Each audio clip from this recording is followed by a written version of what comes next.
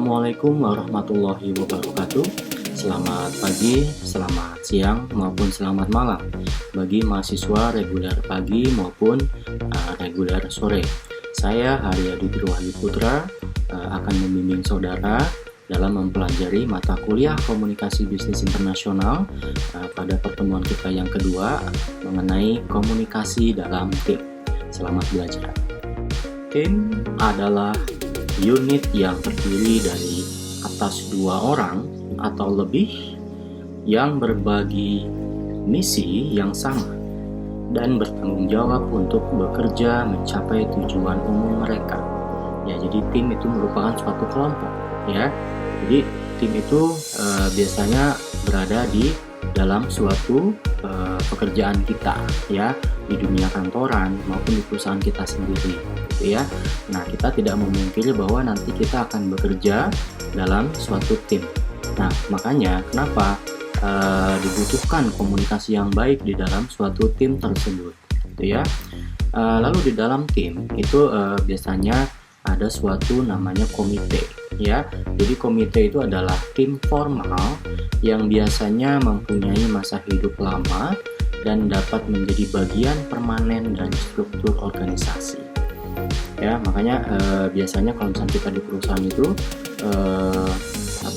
kita mari kita rapat komite atau apa. Nah, itu biasanya memang isinya ada suatu tim formal, ya, biasanya dewan direksi, manajer gitu ya, atau pihak-pihak yang berkepentingan gitu ya.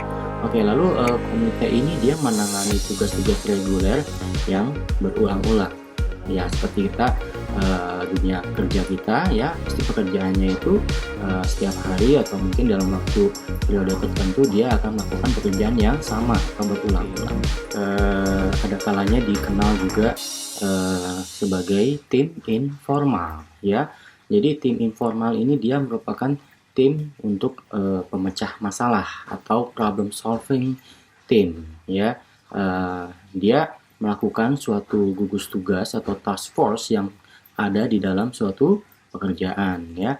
Lalu tim informal ini dibentuk untuk memecahkan isu-isu spesifik dan kemudian dibubarkan setelah tujuan mereka tercapai. Jadi tim informal ini memang dibentuk khusus, ya. Misalkan ada suatu proyek atau mungkin ada suatu permasalahan yang dimana memang dibutuhkan penanganan yang cukup cepat, ya. Makanya dibentuklah suatu tim informal, gitu ya. Nah, tim informal ini sering juga bersifat fungsi yang menuntut komunikasi yang efektif. Ya, karena kita memang dibutuhkan untuk pemecahan masalah, ya. Jadi dibutuhkan keputusan yang cepat, makanya dibutuhkan komunikasi yang efektif di suatu perusahaan tersebut. Kenapa suatu perusahaan membutuhkan tim yang sukses? Ya, di sini ada beberapa manfaat dibentuknya tim sukses. Yang pertama, informasi dari pengetahuan yang meningkat. Ya, dengan adanya tim, kita saling bekerja sama sehingga bisa menghasilkan informasi, ya, yang untuk memecahkan masalah tadi, gitu ya, sehingga pengetahuan kita menjadi meningkat, gitu ya. Lalu keragaman pandangan yang meningkat, ya, karena satu tim itu pasti ada beberapa latar belakang budaya atau latar belakang sifat dari anggota tim itu, gitu ya. Makanya di sini ada keragaman pandangan. Lalu ada penerimaan atas solusi yang meningkat. Karena apa? Dalam satu tim pasti ada beberapa ide-ide, ya, atas suatu solusi dari suatu permasalahan. Nah, makanya ini bisa dirembukin atas dasar pemufakatan, gitu ya. Nah, makanya penerimaan atas solusi ini jadi meningkat. Lalu tingkat kinerja yang lebih tinggi. Ya, kita manusia itu adalah makhluk sosial, ya, sehingga tidak memungkiri kalau misalnya kita bekerja sendirian, ya, kita akan sulit. Tapi kalau kita bekerja bersama-sama akan membuat kerja kita menjadi ringan. Saudara, tim ini sebenarnya dia memiliki kelemahan, ya. Namun walaupun memiliki kelemahan ini bisa kita atasi, ya. Kelemahannya apa aja sih, gitu ya. Yang pertama adalah group think atau pemikiran kelompok. Jadi tim ini memang pemikirannya ya terbatas hanya pemikiran kelompok saja, tidak tersebar kemana-mana, gitu ya. Nah, itu makanya kita sebut sebagai group think. Padahal sebenarnya kita perlu menyamakan persepsi ya, pemikiran dari tim-tim yang lain, kadang-kala seperti itu ya. Lalu agendanya tersembunyi ya, kadang-kala kita nggak, kalau misalnya kita bukan anggota tim ya kita nggak pernah tahu ya agenda atau pekerjaan apa yang akan mereka kerjakan selanjutnya, makanya agenda tersembunyi. Lalu free riders atau penumpang gratis. Apa sih maksudnya free riders ini? Jadi free riders itu adalah kadangkala kita eh, dalam satu tim ada satu orang atau dua gitu ya, atau beberapa lah gitu yang ibaratnya dia nggak pernah melakukan apa-apa tapi dia hanya menumpang nama ya. Contohnya misalkan saudara sendiri mungkin dalam perkuliahan pernah merasakan punya tim ya, satu kelompok gitu ya mengerjakan tugas, tapi yang paling banyak mengerjakan tugas adalah si A dan si B misalkan kayak gitu ya, sedangkan yang si C itu dia hanya tumpang nama. Nah itu disebut sebagai free riders gitu ya. Oke, nah itu dalam dunia pekerjaan ada juga yang ibaratnya dia hanya mementingkan uang aja tapi pekerjaannya nggak mau gitu ya. Nah seperti itu. Lalu yang keempat, yang terakhir itu adalah biaya. Ya pastinya kalau tim itu pasti membutuhkan biaya ya, nggak gratis gitu aja. Nah makanya biaya itu merupakan suatu kelemahan ya, kadangkala biayanya cukup besar juga. Lalu bagaimana sih karakteristik tim yang efektif itu ya? Jadi karakteristik tim yang efektif, yang pertama dia memiliki tujuan yang jelas, ya. Lalu saling berbagi tujuan bersama, lalu berkomunikasi secara terbuka dan jujur, lalu mencapai keputusan dengan konsensus atau suara terbanyak, ya nggak boleh egois hanya satu suara, tapi berdasarkan mufakat atau suara terbanyak. Lalu berpikir secara kreatif, dan yang terakhir mengetahui bagaimana cara menyelesaikan konflik. Namun, ada kalanya tim itu dianggap gagal. Nah, apa sih karakteristik tim yang fail atau dianggap gagal? Yang pertama, tim ini kurangnya kepercayaan. Jadi, nggak ada kepercayaan terhadap tim ini, gitu ya. Lalu di dalam tim ini terjadi komunikasi yang buruk, ya. Ya misalnya ada yang nggak cocok sama salah satu timnya, ya anggota timnya. Nah itu bisa menyebabkan komunikasi yang buruk. Baik saudara, di hadapan saudara ini ada suatu tabel di mana menjelaskan mengenai peran dalam tim. Ya, kita lihat bahwa yang paling atas sebelah kiri itu tidak fungsional, lalu ada fungsional. Lalu bagaimana sih bacanya? Ya, jadi makin ke kiri, ya itu perannya itu tidak fungsional, tapi makin ke kanan dia perannya fungsional. Jadi kalau yang tidak fungsional itu di sini peran yang berorientasi hanya pada diri sendiri, gitu ya. Nah, namun makin ke kanan dia misalkan peran perawatan tim. Nah, di sini dia sudah mulai ke arah yang fungsional. Nah, yang peran mempermudah tugas itu sudah sangat fungsional, gitu ya. Oke, saudara nanti bisa membaca. Kalau yang tidak fungsional itu yang berorientasi pada diri sendiri, mengendalikannya bagaimana, lalu dia menarik diri, lalu mencari perhatian, ya, tapi dia fokus hanya untuk diri sendiri gitu ya.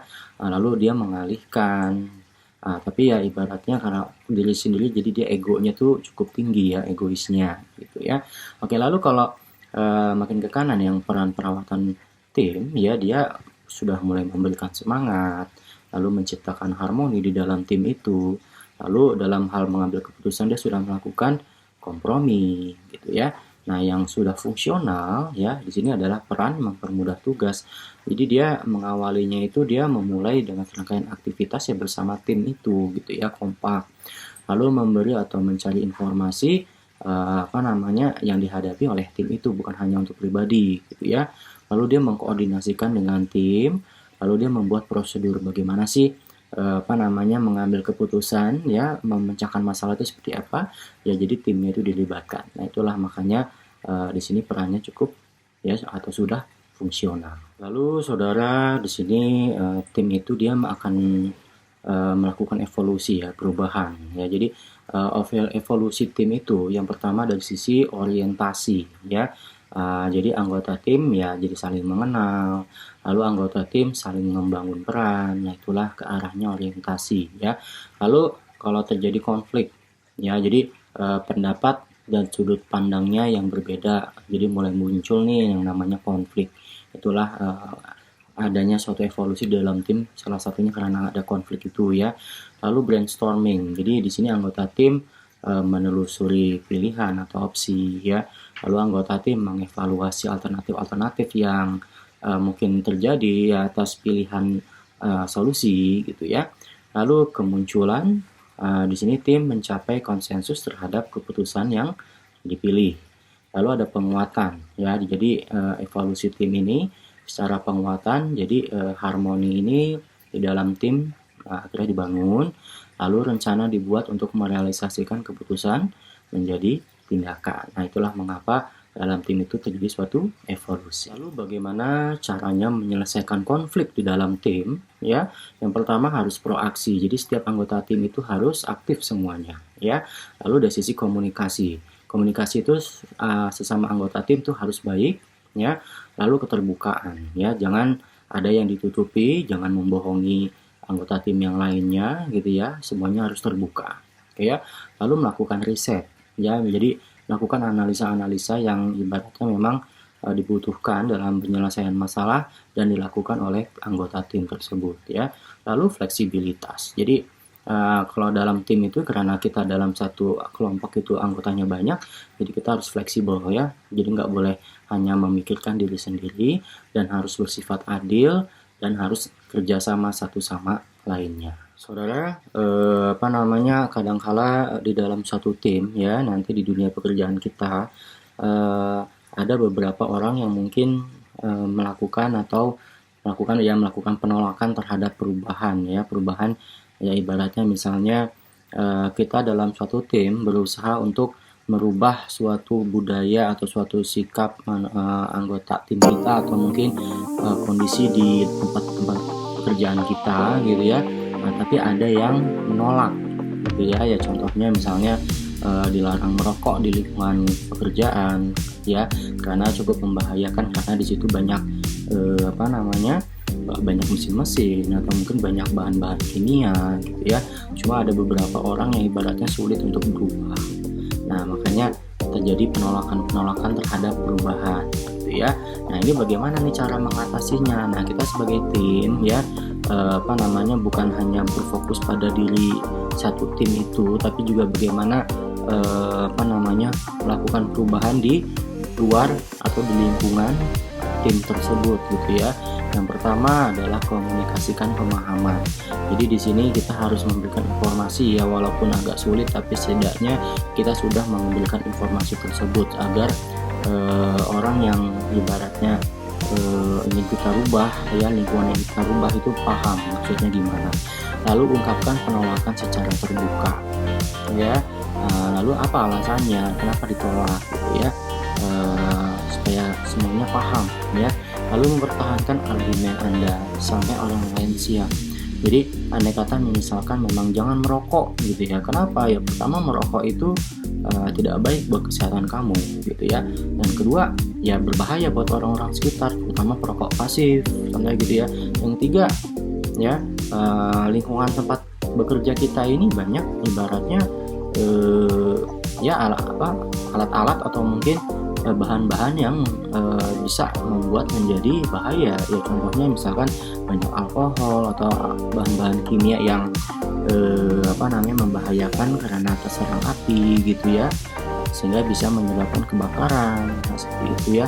Nah, itu kita harus bisa mempertahankan argumen kita. Lalu yang terakhir, evaluasi keberatan orang lain dengan adil. Nah, kita juga harus mendengar, jadi jangan sekedar kamu harus berubah gitu ya, kamu harus terhadap masalah ini kamu harus menerima keputusan kami sebagai tim. Nggak boleh begitu. Jadi kita tetap mengevaluasi kenapa sih orang lain itu keberatan ya. Jadi kita harus bersikap adil, jangan-jangan hanya kelompok kita aja nih yang ibaratnya yang diuntungkan sedangkan mereka dirugikan gitu ya. Nah, itu makanya harus kita evaluasi adil atau tidak. Baik, demikian materi kita hari ini mengenai komunikasi dalam tim. Nah, selanjutnya nanti akan ada materi lain di mata kuliah kita ini, komunikasi bisnis internasional. Seperti biasa, apabila ada pertanyaan silahkan ditulis di kolom komentar baik di Google Classroom maupun di YouTube ini. Namun apabila memang responnya kurang cepat, saudara bisa langsung WhatsApp saya ya di nomor yang saya berikan. Baik, akhir kata saya ucapkan permohonan maaf apabila ada kekurangan. Wabillahi taufiq wal hidayah. Wassalamualaikum warahmatullahi wabarakatuh. Selamat pagi, selamat siang, dan selamat malam bagi mahasiswa reguler pagi maupun reguler malam. Terima kasih.